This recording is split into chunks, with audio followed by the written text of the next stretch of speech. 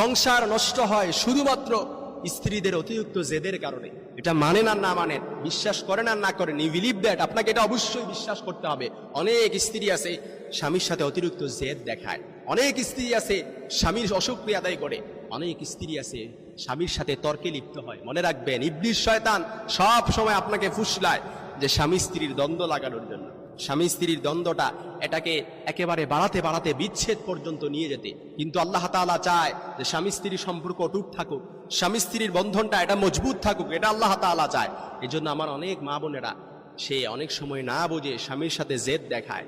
সে স্বামী যে হুকুমগুলো করে সেটা মানতেই যায় না। সে বলে আমি তালুকদার বংশের লোক, আমি মজুমদার বংশের মেয়ে, আমি ভুইয়া বংশের মেয়ে, আমার উপর কর্তৃত্ব খাটাবে। এটা তো মেনে নেওয়া যায় না। কিন্তু আপনাকে এটা বুঝতে হবে, কোরআনে আল্লাহ তাআলা বলেছেন আর রিজালু কাওয়ামুনা আলান নিসা, আপনার উপর আপনার স্বামীকে অভিভাবক হিসেবে স্বয়ং আল্লাহ তাআলাই পাঠিয়েছেন।